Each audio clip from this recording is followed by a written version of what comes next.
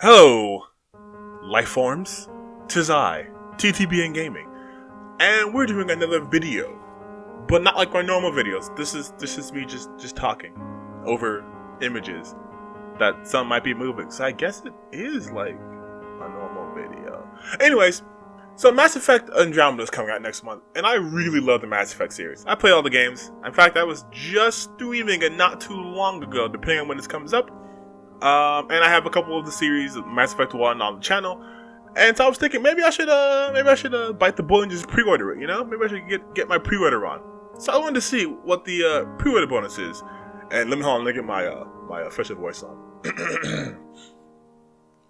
Anyone that pre-orders the game, no matter which edition they choose, will receive Deep Space Explorer armor, a multiplayer booster pack containing 50% XP boosters, and a bonus skin for your ship, the Nomad. For the standard edition, for $59.99, that's if you're in the US, you get just the game. Just the game unless you pre-order. For the deluxe edition, $69.99. Those that chose the deluxe edition will also receive the Pathfinder casual outfit, scavenger armor, the Pathfinder's elite weapon set containing 4 unique weapons, a pet Pyjak, it's a space monkey, that will join you on your journey, and a digital download of the game's official soundtrack, and the multiplayer deluxe launch pack containing a brace of weapons and equipment for you to use on co-op missions. If you get the super deluxe for $99, holy shit, am I really spending $100 on? I'm not doing that. The even more deluxe than the other super deluxe edition comes with all the above and the multiplayer super deluxe booster packs, providing 1 co-op premium pack every week for 20 weeks. That's an odd amount of time, 20 weeks. Usually it's like once a month or the whole year, but 20 weeks is it's a weird time. Anyways, so it looks like you get a lot of just XP from multiplayer, a few weapons, and a space monkey, and some skins, which I guess it's cool. Oh, and you can also get the game soundtrack, which I'm sure there's a lot of people that would like that. But is that really worth spending $70 to $100 on? I mean, I'd get it if they gave you something that added to the overall story of the game, or maybe like an exclusive character to play as, but all in all, it's just really cosmetic things and stuff that don't really impact the main game. Like a game like Mass Effect isn't really about the multiplayer. Yeah, it's there, and it can be serviceable, but it's mostly about the characters and the stories within the universe. So am I really expected to just dole out all this money just for something that's just based on aesthetics? I'm not too sure about that. Now, I want to go over briefly the history of pre-orders, because it's really the main focus of the video. I just want to use Mass Effect because I think it's a pretty good starting point. So, back in the old days, game publishers didn't always didn't always have all of the units that they needed for a particular store. They didn't always ship all of the units to a particular store. So, consumers, or gamers, either had to camp outside, like you see on TV, you have to camp with those long ass lines, or you'd have to go to a midnight release to ensure that you were one of the first people to get your copy. So remember, like back in the day when Halo 3 came out, and there was tons of people online, they would take off work and all that other shit. It was kind of like that, where you really just had to be the first person to get the game, or you were pretty SOL until the next shipment arrived. But after a while, they started doing these things called pre-orders. And pre-orders were there to prevent that, to prevent the long lines. You no longer had to sit in the tent or try to call off work to go wait in line or stay up to midnight to get the game. Like, no, you were guaranteed a copy of that game because you bought the game ahead of time. You pre-ordered it. It's yours. It's reserved. It was a great system. I pre-ordered a ton of games back in the day because I used to have a lot of problems trying to get popular games. When I was 15 years old, I really wanted to get Grand Theft Auto San Andreas, and it was my birthday. So I went to go to my local store. I went to my Blockbuster, because yeah, it was that long ago. I went to my Blockbuster, and they didn't have it. Needed a Blockbuster 5 minutes away from that one. or the video stores or any other place. In fact, I had to go 20 miles out of my town just to get the last copy of the game. So you can imagine my joy when pre-orders were an actual thing. I was like, oh, thank God, I don't have to leave the house. I can just click, just pay for it ahead of time, go online, pay for it, or go to the store at GameStop, buy it right there, be done. When the game comes out, boom, already mine. But as the years have gone on, more and more companies, pretty much every company now, releases digitally. Like every AAA game that comes out now has a digital release. It's just no longer a physical thing. So with the advent of the digital releases, the need for pre-orders lessened. Why would you need a pre-order game when you can just download it at your house and never leave? And it's actually cheaper. If you buy a game digitally, you usually don't pay a tax. So if it says $59.99, it's $59.99. So yeah, you're saving yourself a couple bucks here and there, but over time that adds up. So the appeal of the pre-order began to wane. In order to incentivize consumers, they came up with pre-order bonuses. Now you have to pre-order in order to get the exclusive super rare item color, or get an exclusive character skin for a limited time before it became available to the masses. And I say that because the companies couldn't really give you anything that would give you a distinct advantage over your competitors. Say, a weapon that does more damage in multiplayer, or anything that would affect the overall experience of the game. Like, let's say, having it so only people who pre-ordered the game would get the actual ending to the game, and people who just bought the regular game without pre-ordering were shit out of luck. They couldn't do something like that, so they're very limited in what they can do. But they won't tell you that because they lose their edge. So a while ago, Gears of War 3 came out. Well, it did come out a while ago. I think it was like 2011. And before it came out, it had this whole pre-order storm. But they went a little extreme, and like literally every electronics retailer had a pre-order bonus. So like Best Buy was like, oh, you got pre-order Best Buy, you get Commando Dom. If you pre-ordered at Amazon, you get Thrashball Cobra. If you pre-ordered at Walmart, you get this. If you pre-ordered at, GameSpot, you get that. And it was just crazy. Like, you had to go to all these different companies, all these different retailers just to get certain characters. And I knew a guy who got every single copy of the game, including the 360 bundled edition of the Gears of War. And he spent about like $500 in total. He was very proud of himself. Would show me his receipts, showed me all the copies he got. Even though, just for the character, just for the skins, just for aesthetics.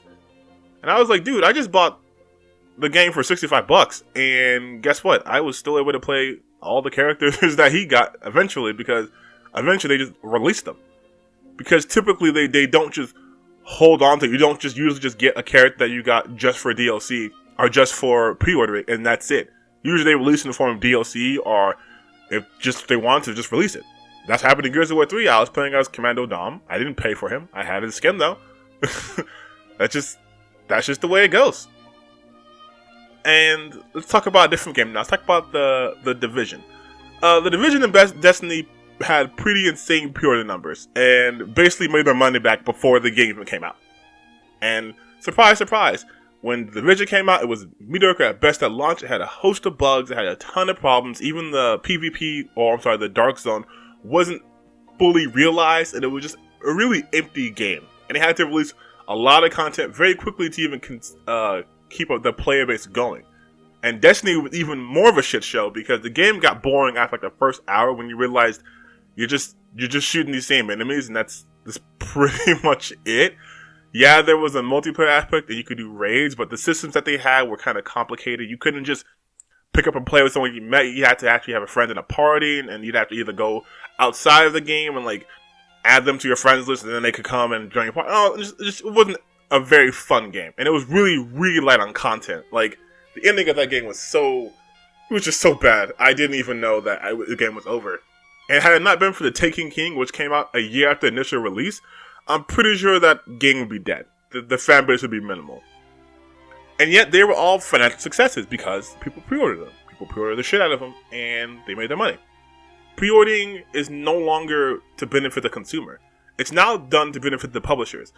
All they have to do is convince you that you want this game. The publisher doesn't have to do anything. All they have to do is just put out the game, and There you go. As long as they meet their date, it's fine. And if something goes wrong, they'll just release a fucking day one patch or DLC if you're lucky. And if you don't know, a day one patch or day one DLC are basically things that should have been the finished game on launch but weren't.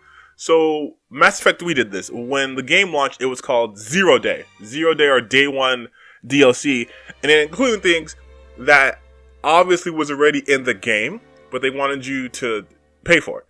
Because the way it typically works is they work on the game, they master the game goes gold, and after the game's done, which is what happens when it goes gold, after it's done, then they work on the post-game things. You don't have post-game coming out the same time as the main game.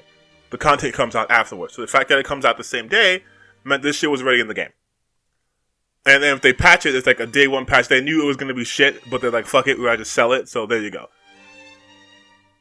And I just, to me, it boggles my mind that we keep doing it. If we continue to pre-order games with mostly useless bonuses, then what we're really telling these publishers and these developers is that we will give you our money without you even putting out a fucking game, dude. Like, just off of the strength of your name, we'll just put the money up. And then we get what we get. You can complain, but they already have your money. It's kind of like, like the Suicide Squad, that movie was kind of divisive. It wasn't the greatest movie, but it made a ton of money. So did Batman vs Superman, because people just saw the movie. A lot of people pre-ordered, the movie. Not pre-order, they pre-ordered the tickets.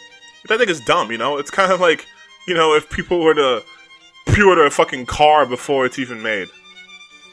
Oh, wait, shit, Tesla? Wait, people actually doing that stuff? Oh, god damn it. Well, it's like eating cookie dough before you bake it. Shit. Maybe this isn't about greedy publishers trying to take your money in with pre-orders on top of season passes. Maybe this is just the way our society functions now. Buying things without any assurance that it's up to the quality that they actually expected it to be. Could it be that I'm actually wrong? I'm in the wrong here? I'm the freak? I'm the outlier? Maybe I'm the one who's outdated in my thinking, and I ain't to get with the times. Nah, I can't be right. But what do you think? Do you think pre-orders still provide a service that benefits the consumers, or is it just another way for corporations to take money from a devoted fan base? Are you in the camp that pre-orders serve a purpose, or are you in the camp that pre-orders serve a purpose, but not necessarily for the people who are buying it?